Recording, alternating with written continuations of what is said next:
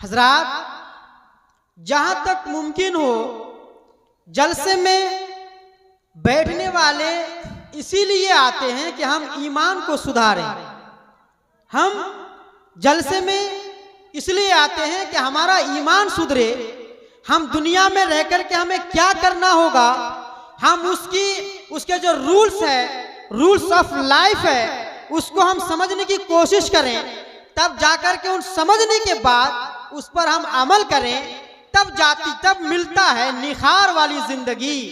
अगर उस पर अमल ना करें, आप सब अब यूं कहें ये भी सही है, वो भी सही है, ये भी सही है, तो याद रखें आपका ईमान भी इधर जाएगा तो आपका ईमान भी उधर चला जाएगा और आपको खबर तक नहीं मिलेगी। मसलन अब यूं समझे, किसी ने कहा एक देवबंदी के ताल्लुक से, एक वहाबी के ताल्लुक से, एक अहले हदीस के ताल्लुक से, गैर मुक़ल्लिद के ताल्लुक से किसी ने कहा भाई नमाज तो पढ़ते वो भी हैं, सजदा तो करते वो भी हैं, मस्जिद में जाते वो भी हैं, हम भी जाते हैं, रोजा वो भी रखते हैं, ईद की नमाज वो भी पढ़ता है, लेकिन फर्क आया कहां से? वो भी तो मुसलमान है, हम भी तो मुसलमान हैं। पता ये चला ये भी सही है, ये भी सही है और ये भी सही है। याद रखें, जो ही आप इस तरह के जुमला आपने कहा, आपने इस तरह के सेंटेंस आपने कहा, तो याद रखें किसी पर आपने हमला नहीं किया, सुनाने वाले पर आपने हमला नहीं किया, बल्कि हमला अगर किया तो आपने अपने ईमान पर किया।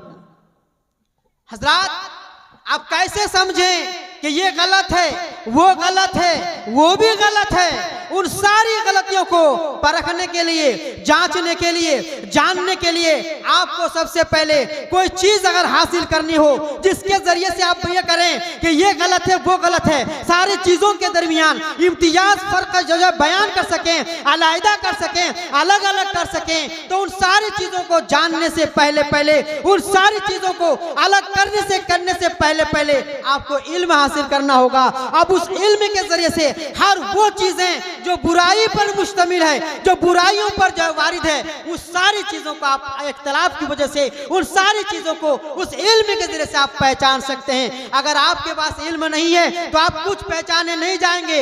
इसीलिए अल्लाह तबारक व तआला ने कुरान में इरशाद फरमाया, इक़रा बिस्मि रब्बिकल्लज़ी खलक़, पढ़ो उस नाम के जरिए से जिसने सारे इंसानों को पैदा किया। बेशक बेशक। आप जानते हैं ये सूरह इक़रा कुरान की सबसे पहली आयत है, कुरान की सबसे पहली सूरत है जो नबी पाक सल्लल्लाहु अलैहि वसल्लम पर नाजिल हुई थी।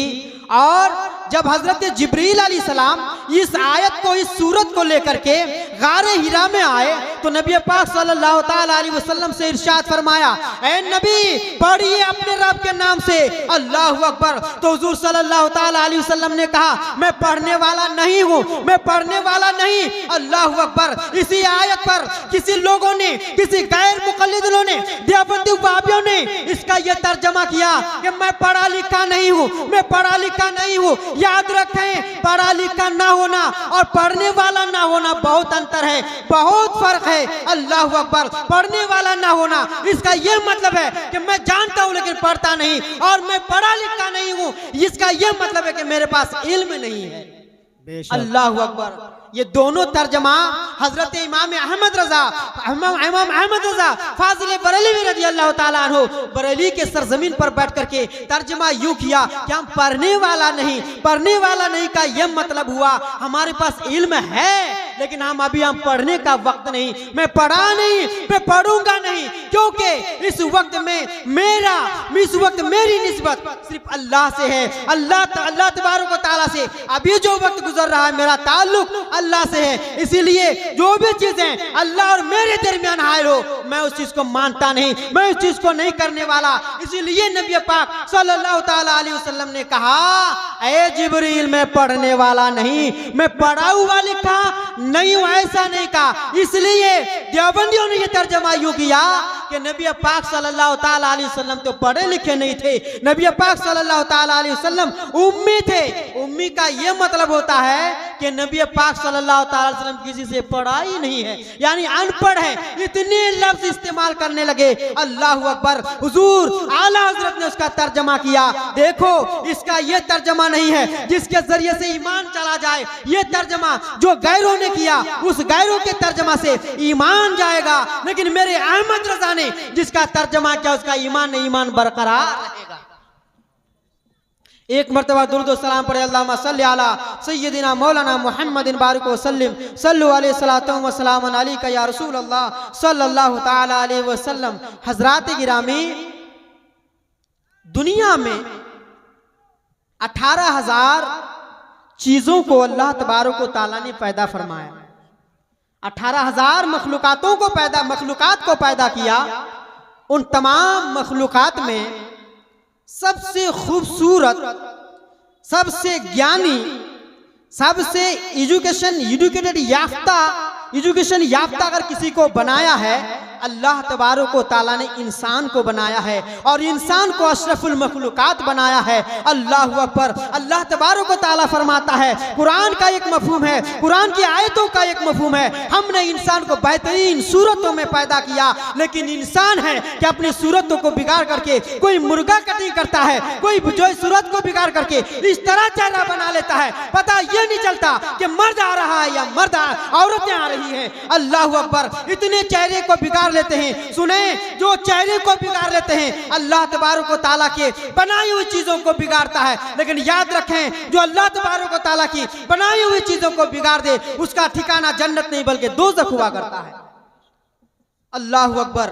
एक मर्तबा और भी दुरूद सलाम पढ़े, अल्लाहुम्मा सल्ली अला सय्यदिना मौलाना मुहम्मदिन बारिक वसल्लिम सल्लु अलैहि सलातो व सलामन अलैका या रसूल अल्लाह सल्लल्लाहु ताला अलैहि वसल्लम।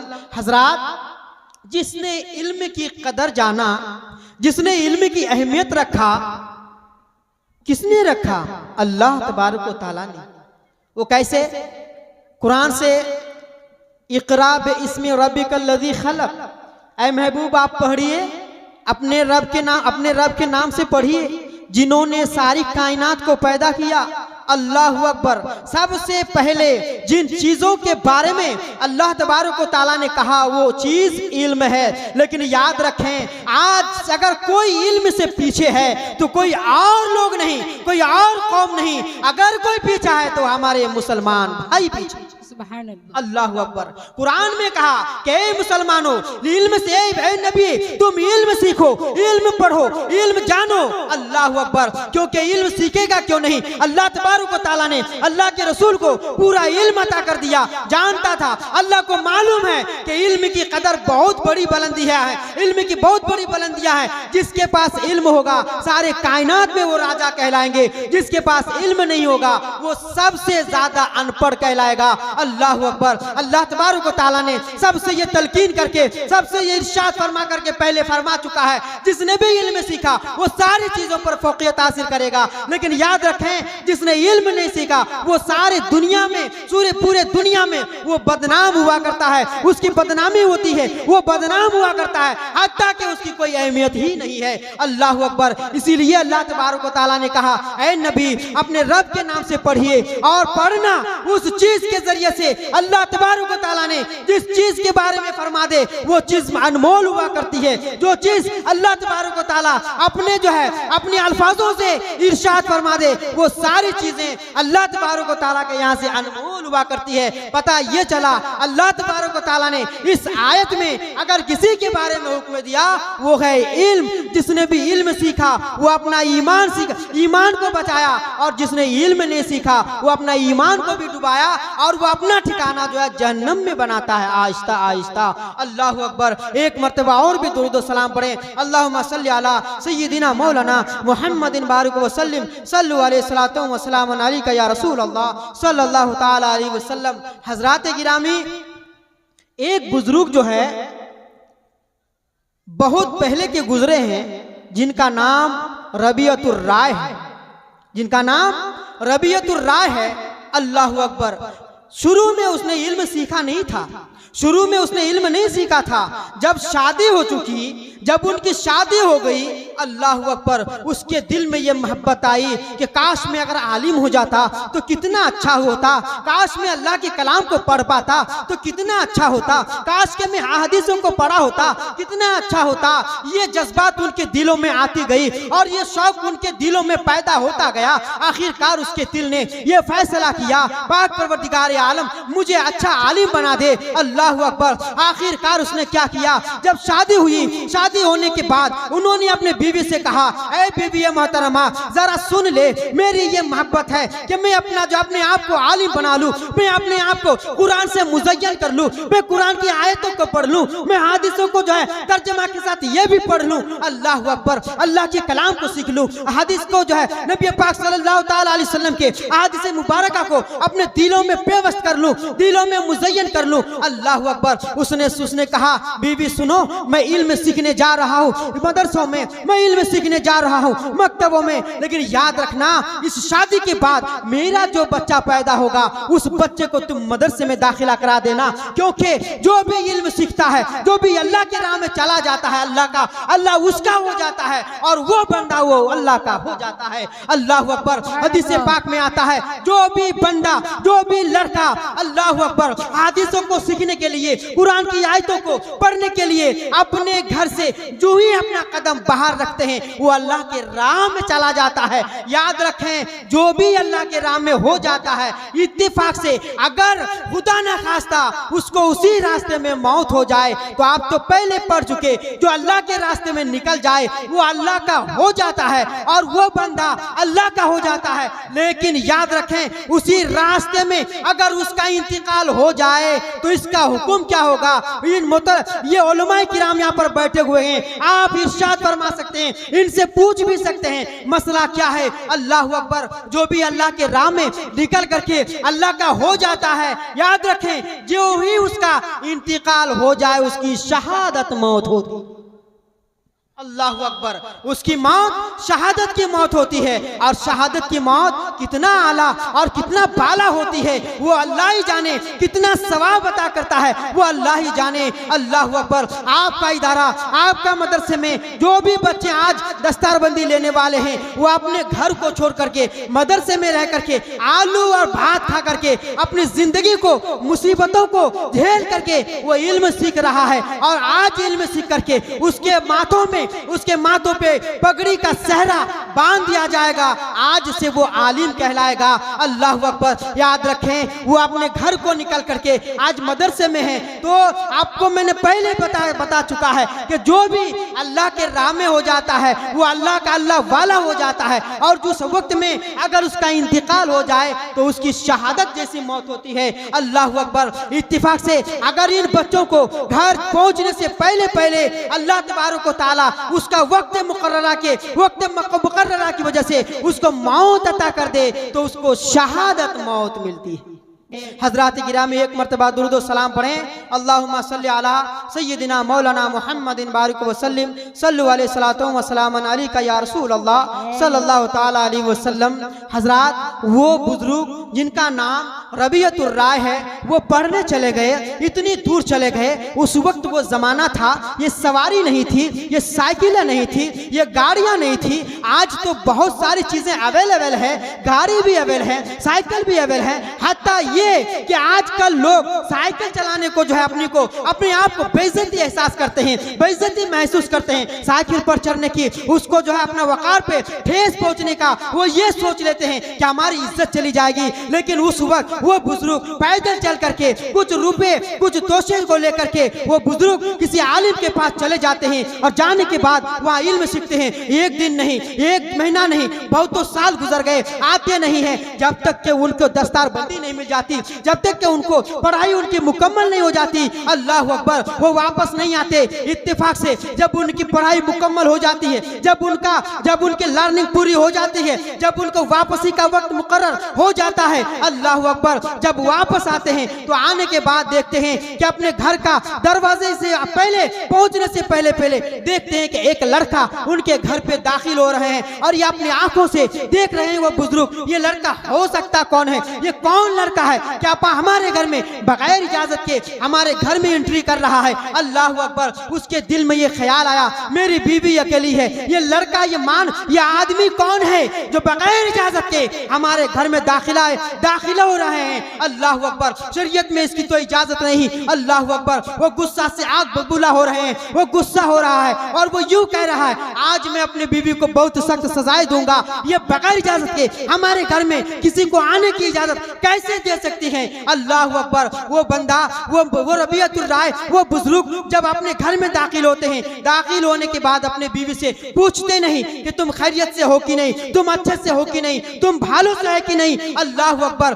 और वो गुस्सा से उनका चेहरे पे लालीपन आ जाता है। अल्लाह अकबर। वो समझ जाते हैं और वो कहने के बाद, इतनी सारी जुमले सुनने के बाद वो कहने लगती है आप जितना कहना चाहें आप कह लीजिए। अल्लाह अकबर। वो चाहते थे कि कोई गैर मर्द हमारे घर में ना आए, इसने जो अल्लम कल्लम कहने लगे, उल्टा सुल्टा कहने लगे, लेकिन उनकी बीवी खामोशी से सुनने लगी। अल्लाह अकबर। लास्ट में कहने लगा तुम्हारा कहना हो गया, अब तो चुप करो, सुनो तो भी सही ये कौन आदमी है। अल्लाह अकबर। सुनो ये कोई और नहीं, ये आपका बेटा है।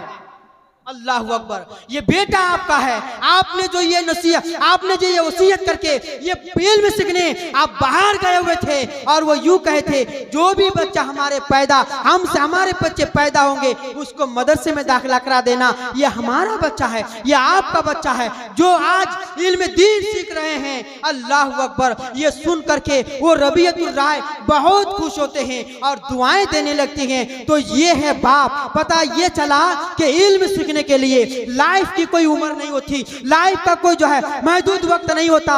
जब भी आप इल्म सीखना चाहते हैं, बुढ़ापा आ गया हो तब भी आप इल्म सीख सकते हैं, क्योंकि इल्म शरीयत जो है इसके सीखने के लिए अल्लाह के रसूल ने वक्त को मुतय्यन नहीं किया।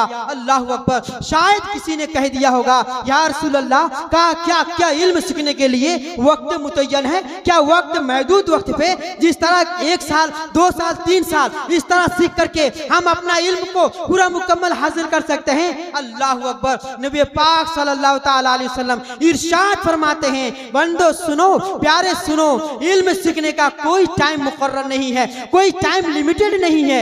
इल्म सीखने के लिए टाइम बल्कि अनलिमिटेड है। अगर आपकी दाढ़ी भी पक चुकी तब भी आप इल्म सीख सकते हैं। इसीलिए नबी पाक सल्लल्लाहु ताला अलैहि वसल्लम इरशाद फरमाते हैं इल्म सीखो माँ के गोद से लेकर कब्र के दहलीज तक जब तक ना पहुंच जाओ तब तक तुम अपना इल्म सीखते जाओ और अपना ईमान को इन गुमराहियों से और दलालतों से और जुल्मतों से, सारी चीजों से अपने दिल को पाक करते चले जाओ। एक मर्तबा और भी अल्लाहुम्मा सल्ली अला सय्यदिना मौलाना मुहम्मदिन बारिक वसल्लम सल्लल्लाहु अलैहि वसल्लम अलैका या रसूल अल्लाह सल्लल्लाहु ताला अलैहि वसल्लम। हजरात, टाइम बहुत मुख्तसर सा टाइम है।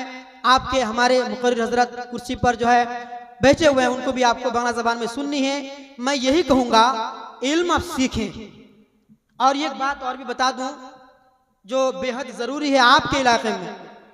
आपके इलाके में ये बात ज़रूरी है, आज मिशन है घर घर में हुआ करती है। मिशन यहाँ भी देखो, वहाँ भी देखो, यहाँ भी देखो, हर जगह देखो। जब आप अपने बच्चे को पढ़ाते हैं, मिशनों में दाखिला पढ़ाते हैं, एडमिशन देते हैं, उससे पहले आप अल्लाह के रसूल के ऊपर क्या क्या बोलना चाहिए, क्या क्या अकीदे होने चाहिए, वो भी सिखाया करें। क्योंकि मिशन आजकल इतने हो चुके हैं, मिशन हो चुके हैं इतने, लेकिन हमारे नहीं, हमारे मिशन नहीं है।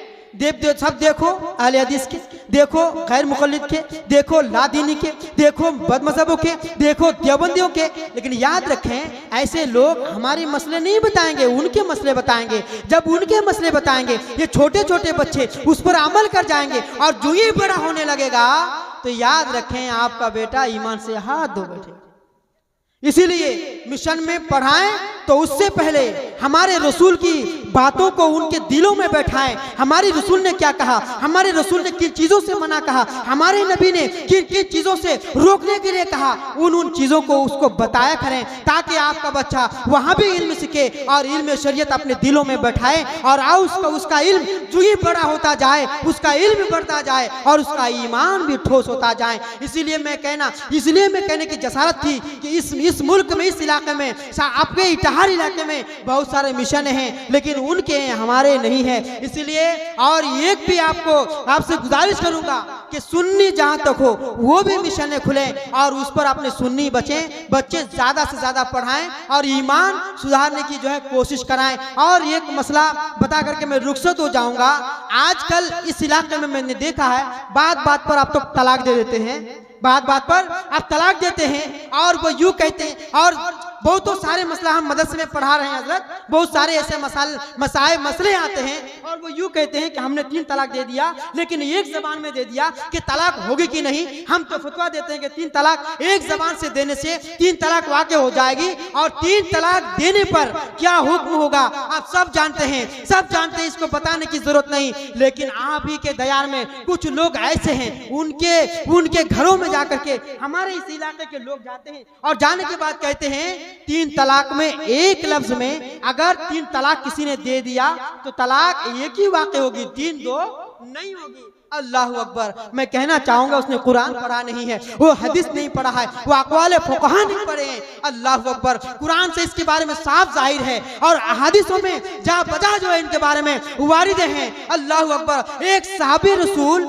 जिसका नाम रेफा है, साहबी रसूल यानी साहबिया जिनका नाम रेफा है, उनके शौहर ने अल्लाह अकबर अपनी बीवी को 3 तलाक दे चुके थे, एक ही मजलिस में, एक ही लफ्ज में। अल्लाह अकबर। हुजूर सल्लल्लाहु ताला अलैहि वसल्लम से वो रेफा जो साहबिया थी आकर के अर्ज करने लगी। उससे पहले उसने सोचा होगा क्या 3 तलाक देने से 3 तलाक वाक़ई होगी भी नहीं होगी। अल्लाह अकबर। ये पहले इसके दिलों में ये बात खटकी कि वाकई मसला जानना जरूरी है। अल्लाह अकबर। वो सहाबिया रसूलुल्लाह सल्लल्लाहु ताला अलैहि वसल्लम के बारगाह में आकर अर्ज करने लगी, या रसूल अल्लाह, मेरा शौहर गालिबन उनका नाम अब्दुल्ला बिन जुबैर होंगे, उसने मुझको जो है 3 तलाक दे दिए हैं एक साथ। अल्लाह अकबर। तो क्या 3 तलाकें वाक़ई हो जाएगी या मैं उनके साथ फिर निकाह कर लूंगी। अल्लाह अकबर। हुजूर सल्लल्लाहु ताला अलैहि वसल्लम ने नूरुल अनवार में आखिर में वजूए फासिदा की भाषा में ये लफ्ज इस्तेमाल किया है।